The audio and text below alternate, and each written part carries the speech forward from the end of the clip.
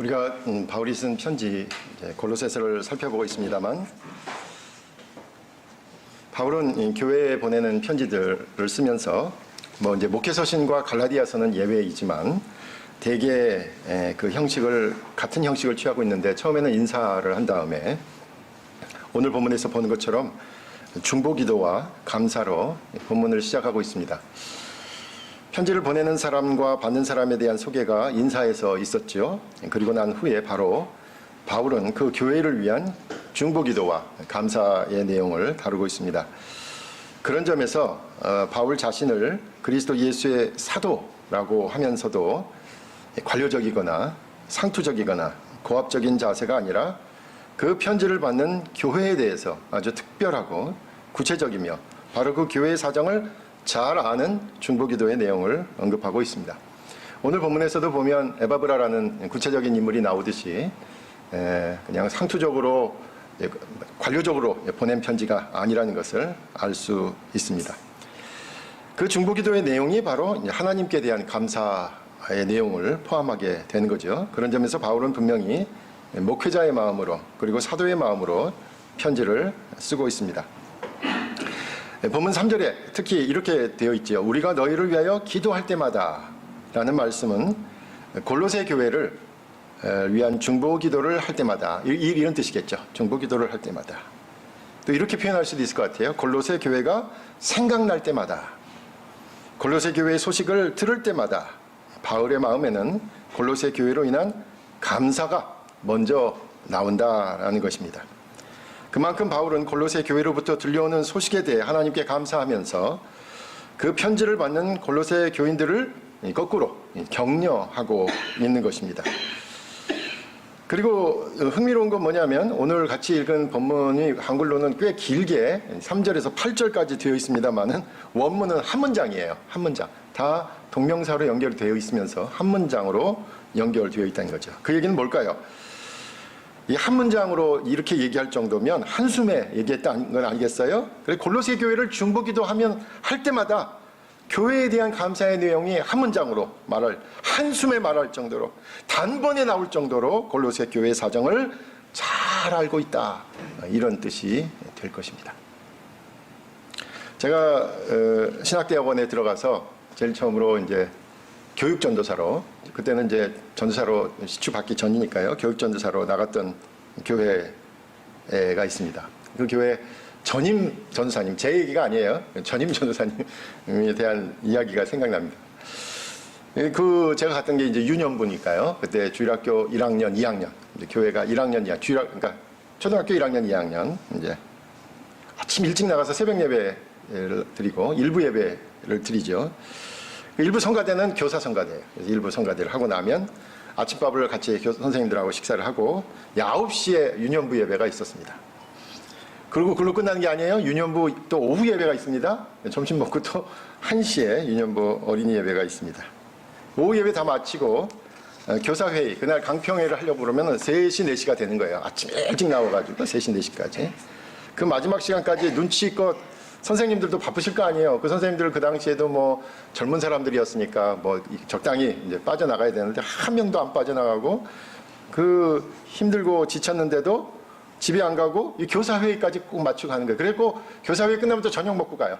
하루 종일 그렇게 하는데, 근데 가만 들어보니까 이분들이 어떻게 이게 훈련이 됐나 봤더니 그 전임 전도사님께서 이 교사 기도회를 할 때 이렇게 이제 회의를 하고 나서 마지막 기도를 할 때 선생님 한 분을 위해서 기도하는 거예요. 이 여자 전도사님이셨는데, 그런데 한 분 한 분을 위해서 기도하는 내용이 간단하게 우리 장로님 잘 되게 해주십시오 이런 기도가 아니라 아버지, 어머니, 누가 아픈 분, 자녀 다 알고 있는 거예요. 3분에서 5분씩 한 사람. 10명의 교사가 넘으니까 기도만 1시간을 하는 거야. 기도만. 예, 제가 그 얘기를 듣고, 그래서 이 선생님들이 끝까지 남아서 그 기도까지 하고 가야 일주일에 힘을 얻고 가는 거예요. 그리고 그 다음 주에도 아이들을 위해서 올 준비를 하는 거죠. 제가 얼마나 힘들었겠습니까? 전임자가 그랬으니. 후임자가. 그러니까 그 얘기를 저한테 하는데 당신도 좀 그렇게 해주셔, 이 얘기예요. 가만 보니까. 제가 그 흉내만 내다가 왔던 것 같아요. 목회자는 저렇게 기도하는 거구나. 그 집안 속속히 다 알고 있구나. 그래서 그 사람 이야기만 떠올리면은 자랑할 게 많은 거예요. 격려할 게 많은 거죠. 정말로 크게 배운 적이 있습니다. 이분이 지금은 여자 이제 목사님이 되셔서 강원도에서 목회를 잘하고 계십니다. 바울도 오늘 본문에서 골로새 교회를 위해서 얼마나 자주 또 얼마나 자세히 그리고 얼마나 구체적으로 기도를 했는지 한 문장으로 감사의 내용을 정리하는 것을 통해서 그것을 우리가 알 수 있습니다. 가장 먼저 바울이 골로새 교회에 대해서 감사한 것은 4절에 나온 것처럼 골로새 교인들의 믿음과 사랑에 대한 것입니다. 믿음과 사랑. 사실 이건 지난 시간에 살펴본 내용과 같죠. 믿음과 변화된 삶. 그런 이 변화된 삶의 구체적인 덕목이 바로 사랑이다. 이렇게 얘기할 수 있는 것이죠. 믿음에는 그 믿음에 따르는 변화된 삶이 있어야 한다라고 말씀드렸듯이 그 변화된 삶은 사랑으로 표현되는 것이다. 이렇게 말할 수 있습니다. 바울은 갈라디아서 5장 6절에서도 분명하게 이 믿음과 사랑을 조합해서 이야기합니다. 그리스도 예수 안에서는 할례나 무할례나 효력이 없으되 사랑으로서 역사하는 믿음뿐이니라.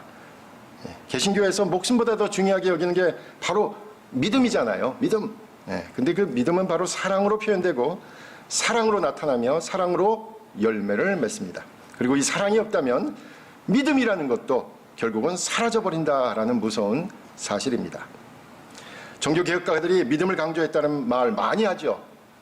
종교개혁가들은 죽었다 깨어나도 믿음, 칭의 이거 아니겠어요? 그런데 그들이 실제로 믿음과 함께 사랑을 강조했다라는 말은 별로 하질 않아요. 왜 그럴까요? 마치 사랑을 강조하면 다시 가톨릭으로 돌아가서 선행을 하라는 것 아니냐라는 의심을 사기 때문에 그랬던 것 같아요. 그런데 많은 종교개혁가들이 교리적으로 믿음만 붙잡으라고 얘기하지 않았고 올바른 믿음에는 사랑의 생활과 삶이 있다고 분명하게 밝히고 있습니다. 믿음만을 강조했다고 알려진 루터도 그랬어요. 사실은 실제로 루터는 그 당시 비텐베르크에서 전염병이 창궐 했죠. 그 흑사병이 창궐 했는데 모두 다 탈출하라 라는 명령을 받았지만 루터는 끝까지 남아서 공포에 떨고 있는 그 환자들을 위해서 같이 기도하고 목회하고 심지어 자기 집에까지 환자들을 데리고 와서 돌본 것을 알 수 있습니다. 그런데 오늘 본문에서는 사랑이라는 말 앞에 수식어가 붙어 있습니다. 모든 성도에 대한 사랑. 그냥 사랑이 아니에요. 모든 성도에 대한 사랑. 좀 한정되어 있죠. 골로새 교인들의 믿음은 우선 교회에 속한 성도들을 향한 것이었다라는 것을 알 수 있습니다. 그런 점에서 사랑은 먼저 교회라는 신앙 공동체 안에서 실현되었다라는 것을 알 수 있죠. 골로새 교인들은 그 사랑의 모습은 바로 그런 점에서 분명하게 구체적이었고 막연하지 않았다라는 사실입니다. 우리는 흔히 믿음은 사랑이 동반되어야 한다라고 말할 때 그 사랑이라는 말을 아주 모호하고 막연하게 사용할 위험이 있습니다.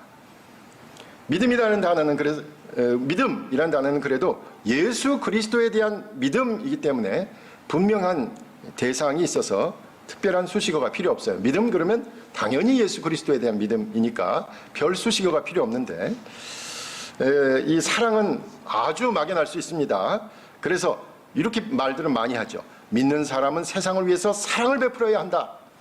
믿는 사람은 세상 사람들의 사랑의 방식과는 달라야 한다.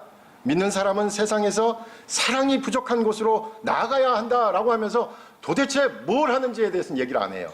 그냥 사랑해야 된다라는 구호로 끝날 때가 많이 있습니다. 도대체 뭘 얘기하는지, 그래서 그 사랑이 도대체 뭘 하겠다는 것인지 얘기하지 않는 경우들이 다분합니다.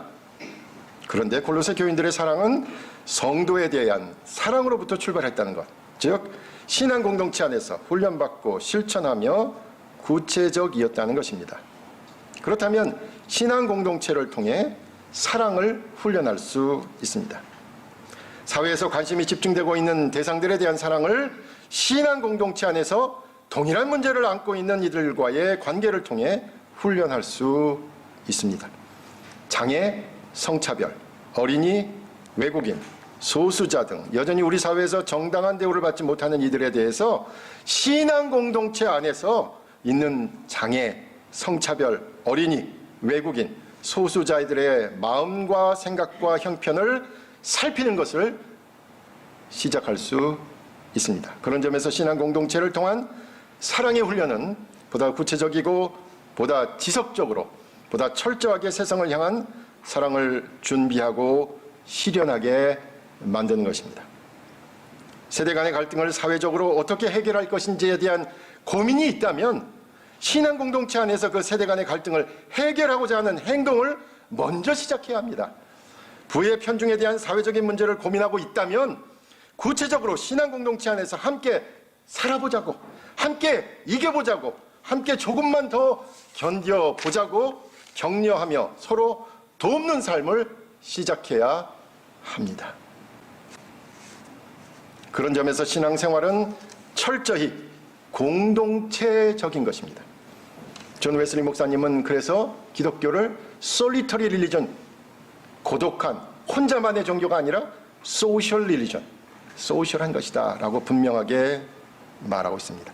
흔히들 이렇게 생각할 수 있을 것 같아요. 특히 이번 코로나 전국에서 신앙생활은 나 혼자 말씀에 집중하고 그 말씀을 붙잡고 살면 되는 것 아닌가? 그런데 역사를 통해서 우리가 분명히 깨달은 게 있습니다. 혼자 말씀에 집중하고 그 말씀을 붙잡고 말씀대로 살아내는 사람 극소수라는 사실입니다. 우리는 그런 극소수의 사람들을 영성가라고 부르기도 하고 선각자라고 부르기도 하고 더 나아가서 성자라고 부르기는 합니다. 그런데 저와 여러분처럼 쉽게 지치고 쉽게 낙담하고 쉽게 포기하는 사람들은 어떻게 하란 말입니까? 그래서 신앙 공동체가 필요한 것입니다. 함께 예배드리는 공동체, 함께 찬양을 하는 공동체, 삶의 여러 문제를 함께 고민하고 기도하는 공동체, 그리고 서로 대화하고 서로 격려하고 때로는 서로 권면하면서 함께 삶을 사는 공동체가 존재하는 이유입니다. 혼자서는 생각도 잘 정리되지 않고 혼자서는 결심도 끝까지 밀고 나갈 수 없고 혼자서는 사랑이라는 실천도 꾸준히 할 수 없지만 보다 성장하고 성숙한 신앙을 위해서 서로 도울 수 있습니다. 때로는 혼자서 너무 힘들 때, 너무 낙담될 때, 너무 속상할 때 그 말을 들어주는 것만으로도 신앙 공동체는 중요합니다. 그런데 한 가지 명심할 게 있죠. 교회가 소셜하다 그러니까 사교 집단으로 변질돼서는 안 되겠죠. 서로가 똘똘 뭉친 나머지 사회의 지탄을 받을 정도로 집단 이기주의의 발로가 되어서는 안 될 겁니다. 그리고 나서 제가 여러분을 살펴보니까 지금 저희의 문제는 거기까지 간 것 같지는 않아요. 뭐 우리가 집단 이기주의를 부리고 소셜 클럽으로 발전하고 그런 것 같지는 않아요. 우선은 모이고 이야기하고 각자의 삶을 살짝 들추는 용기가 필요한 때라고 생각합니다. 둘째는 고린도 교인들은 하늘에 쌓아둔 소망을 품고 있었습니다. 처음에는 믿음과 사랑에 대해서 얘기를 드린 것이고요. 두 번째는 하늘에 쌓아둔 소망을 품고 있었습니다. 그것을 하나님께 감사하고 있습니다. 바울은 5절에서 감사하는 내용으로 너희를 위하여 하늘에 쌓아둔 소망으로 말미암음이라고 밝히고 있습니다. 그런데 우리가 흔히 앞에 언급한 믿음과 사랑과 짝을 이룬다면 우리가 이제 많이 들은 이게 그 세 가지가 되죠. 믿음, 소망, 사랑. 우리가 고린도전서 13장 13절에서 말하는 것처럼 그 유명한 덕목 아닙니까? 그런즉 믿음, 소망, 사랑 이 세 가지는 항상 있을 것인데 그 중에 제일은 사랑이다라는 말씀이 생각납니다. 사실 바울은 믿음, 소망, 사랑을 신앙생활의 가장 아름다운 덕목이라고 몇 번에 걸쳐서 말했습니다. 고린도전서 13장 13절, 데살로니가전서 1장 3절에도 그렇게 나오고요. 갈라디아서 5장 5절, 아까 사랑으로 역사하는 믿음, 거기서 이제 한번 또 소망이란 말이 나오면서 믿음, 소망, 사랑을 함께 열거했습니다. 그런데 오늘 본문에서 말하는 소망은 조금 다른 성격을 가지고 있습니다. 실제로 우리가 소망이라는 단어를 떠올릴 때면 이 일은 미래의 일과 관련이 된 것이죠. 앞으로 이루어졌으면 하는 일, 앞으로 바람, 앞으로의 기대를 소망이라는 말로 표현하고 사용하기 때문이죠. 그런데 본문에서 소망이라는 단어는 다소 다른 성격을 가지고 있습니다. 5절에 중반에 이렇게 시작하죠. 곧이라고 시작된 그 부분 이후에 소망의 이유, 소망의 내용을 밝히고 있는 부분에서 그것을 알 수 있습니다. 이 소망의 이유를 이렇게 밝힙니다. 곧 너희가 전에 복음 진리의 말씀을 들은 것. 6절에 계속됩니다. 이 복음이 이미 너희에게 이름에 너희가 듣고 참으로 하나님의 은혜를 깨달은 날부터 너희 중에서와 같이 또한 온 천하에서도 열매를 맺어 자라는도다라고 말하고 있습니다. 줄여서 말하면 바울은 이 골로새 교인들의 소망의 내용을 복음을 들었다. 이 골로새 교인들이 복음을 들었다라는 것과 그와 함께 온천하라고 표현했습니다만 그 당시 온천하는 아직 아니겠죠. 아마 다른 지역에서 복음의 열매가 나타나고 있다는 현재의 사실을 말하고 있습니다. 다시 말해서 바울은 소망을 미래 시제가 아니라 현재의 시제로 사용하고 있다는 사실입니다. 지금 골로새 교인들이 복음을 듣고 깨달았고 또 이곳저곳에서도 복음을 듣고 깨닫는 열매가 지금 나타나고 있다. 현재 나타나고 있다. 이게 소망의 내용으로 지적하고 있는 거예요. 그런 의미에서 여기서 복음을 듣는 것에서부터 시작된 소망이 먼저 있었고 이게 이제 순서가 좀 바뀐다 이거예요. 그 소망의 결과가 믿음과 사랑으로 열매를 맺은 거죠. 그렇다면 소망의 이 결과가 바로 믿음과 사랑이고 소망이 믿음과 사랑을 이끌어가고 있는 구조로 설명하고 있습니다. 사실 바울이 5절에서 하늘에 쌓아둔 소망, 하늘에 쌓아둔 소망이니까 우리가 이제 그려볼 수 있겠죠. 구체적으로는 이제 우리가 다음번에 살펴볼 12절에 나오는 대목입니다. 12절은 이런 대목이죠. 우리로 하여금 빛 가운데서 성도의 기업의 부분을 얻기에 합당하게 하신 아버지께 감사하게 하시기를 원하노라. 빛 가운데. 이 빛 가운데는 원래는 빛의 왕국에서, 빛의 나라에서 이런 뜻이에요. 바울은 궁극적으로 이 바라는 소망은 이후에 받을 기업을 기대하고 있는 것이죠. 분명히 그것은 앞으로 이루어질 일입니다.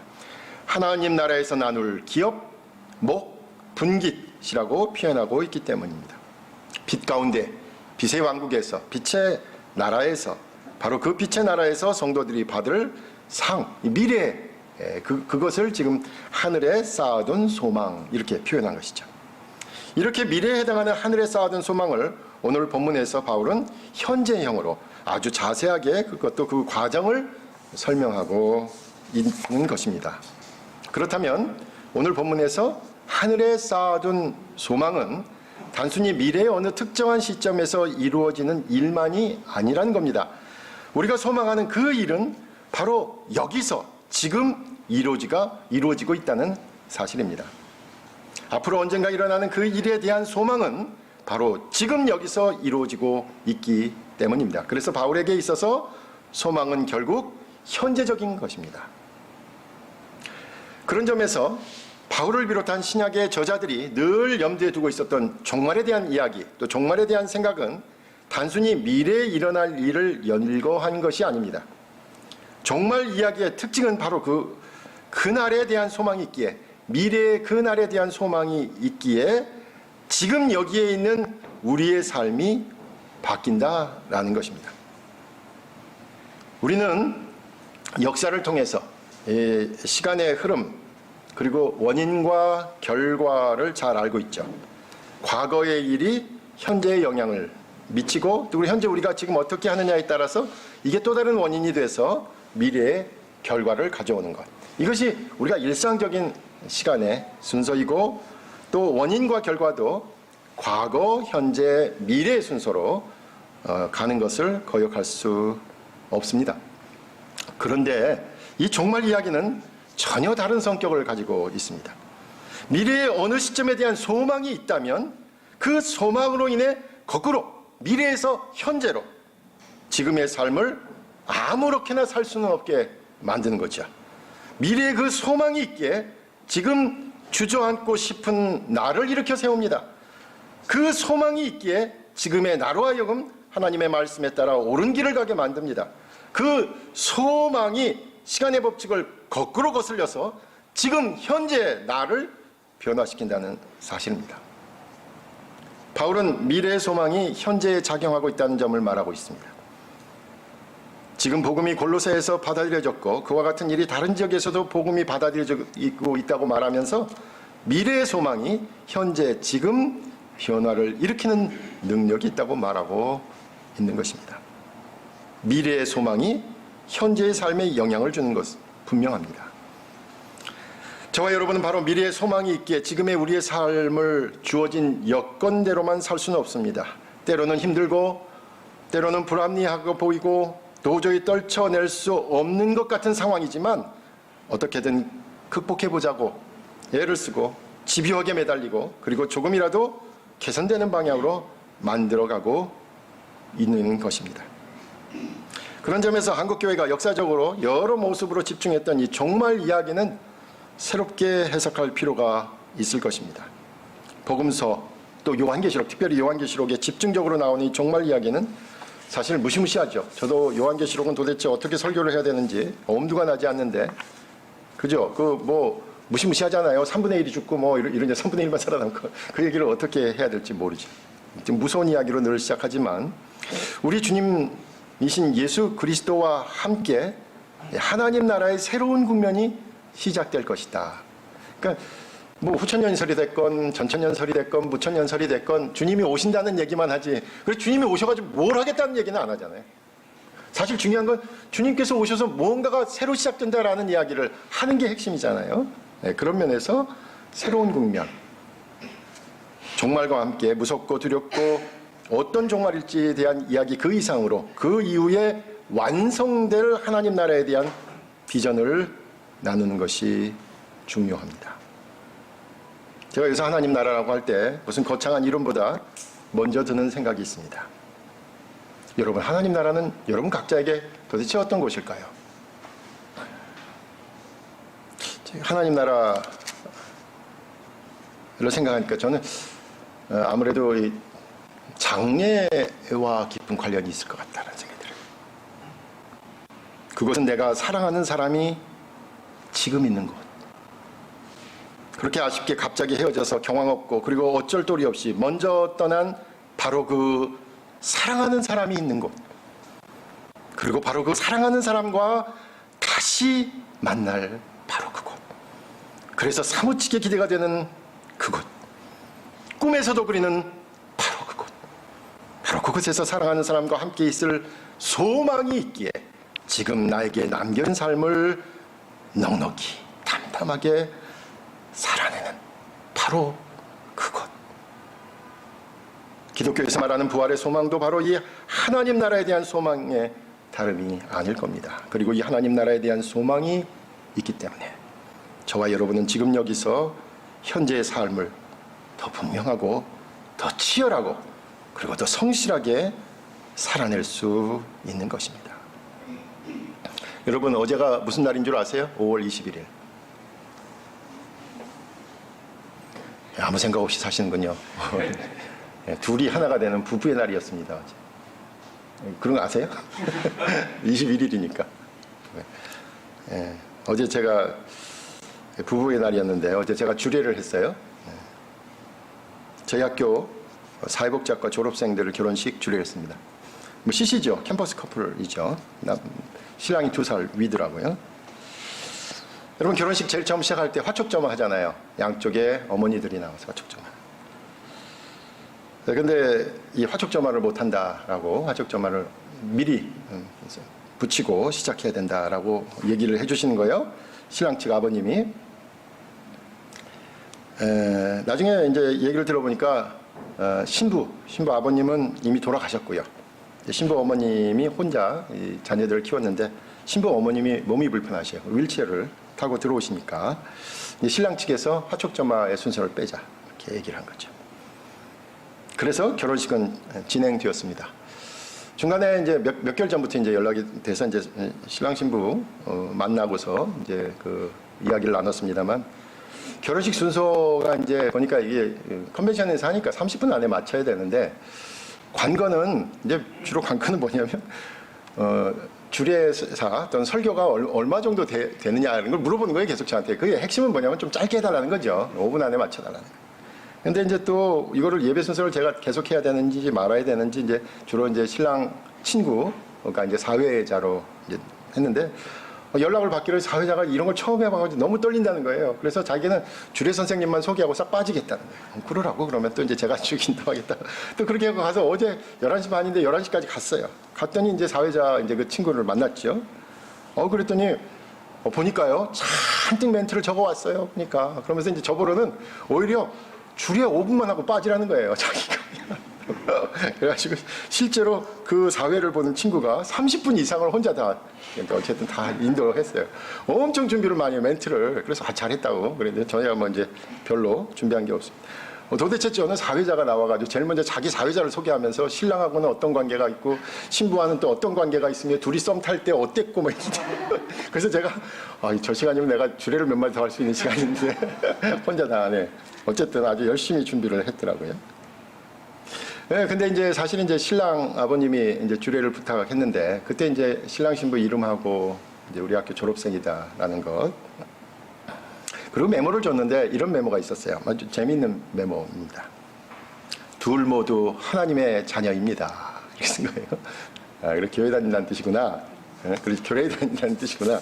이렇게 알아들었어요. 근데 이제 부부 예비 이제 신랑 신부 상담을 할 때 교회 다닌다는 의미에서 하나님의 자녀가 아닌 걸 알았습니다.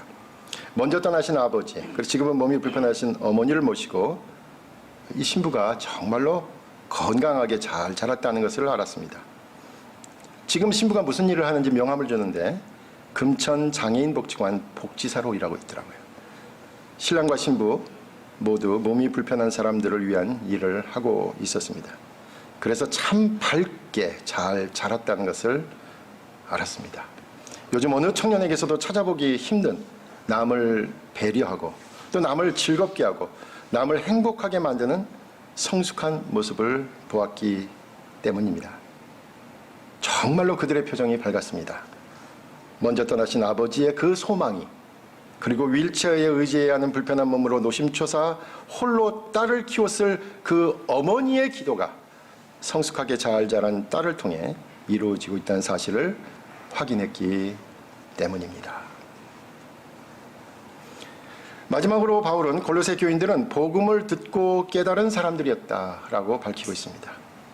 여기서 복음이란 단순히 복을 받으라라는 말이 아니죠. 우리 한국의 부흥사들은 무조건 복 받으면 복음이라고 얘기하는데 그게 아니죠. 그것도 세속적인 의미의 복을 의미하는 것이 결코 아닙니다. 성경에서 말하는 복은 예수 그리스도의 죽음과 부활을 통해 하나님이 구원이 이루어졌다라는 소식입니다. 이른바 유한겔리온, 여기서 쓰이는 그 유한겔리온이라는 단어, 이반젤리즘 또는 이반젤리칼이라고 하는 그 단어가 여기서 온 것입니다. 바로 예수 그리스도에 대한 이야기, 예수 그리스도에 대한 이야기가 바로 복음입니다.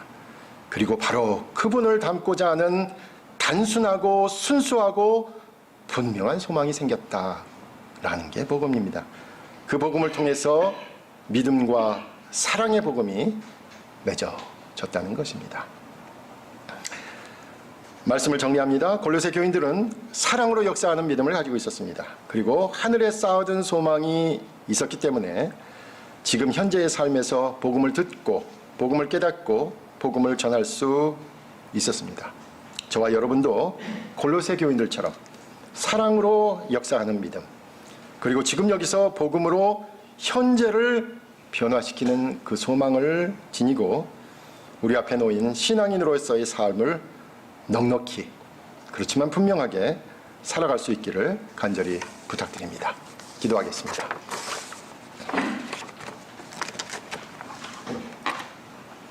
아버지 하나님 감사합니다. 저희 교회를 생각할 때마다 주님께서 저희들의 믿음과 사랑 그리고 하늘에 쌓아둔 소망을 통하여 현재의 삶을 더 적극적으로 더 분명하게 더 꾸준히 살아가고 있음을 발견할 수 있도록 인도하시고 또 그 가운데서 하나님의 복음을 높이는 우리 모두가 되게 하여 주시옵소서. 예수님의 이름으로 기도하옵나이다. 아멘.